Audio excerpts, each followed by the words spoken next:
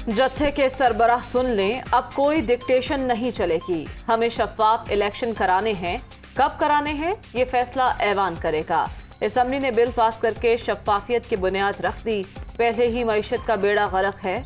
इमरान नियाज़ी किसी भूल में ना रहना, अब किसी को फितना फसाद फैलाने की इजाज़त नहीं देंगे।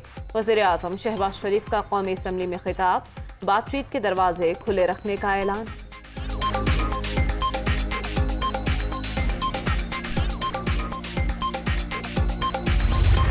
कौमी असम्बली में नैब तरमीमी बिल 2021 में दूसरी तरमीम कसरत राय से मंजूर। इलेक्ट्रॉनिक वोटिंग मशीन और ओवरसीज से मुतालिक साबिक हुकूमत की तरमीम खत्म। ऐवान ने इलेक्शन एक्ट 2017 में तरमीम का बिल भी मंजूर कर लिया।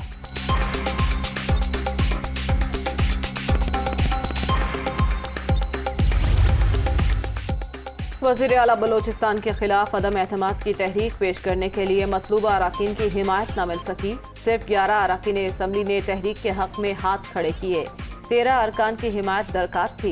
इजलास में यार मोहम्मद रिंद और असद बलोच के दरमियान तल्ख कलामी।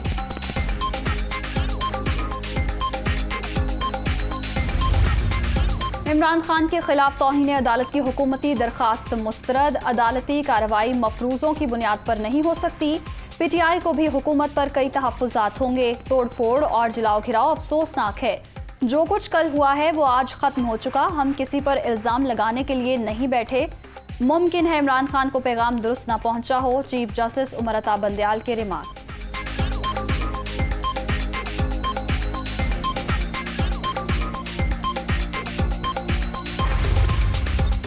आम इंतखाबात का ऐलान करने के लिए 6 रोज़ की मोहलत। इमरान खान ने हुकूमत को डेडलाइन दे दी। असम्बलियाँ तहलील करके जून में आम इंतखाबात की तारीख दी जाए। अगर मुतालबा ना माना गया तो अवाम को लेकर दोबारा इस्लामाबाद आऊँगा। ये मुल्क को इंतशार की तरफ ले जा रहे हैं। लॉन्ग मार्च को फेल करने की हर किस्म की कोशिश नाकाम हो गई। कौम आज़ादी के लिए हर कुर्बानी देने को तैयार है। इम्पोर्टेड हुकूमत को किसी सूरत कबूल नहीं करेंगे। इमरान खान का इस्लामाबाद के जिना एवेन्यू में कारकुनों से खिताब।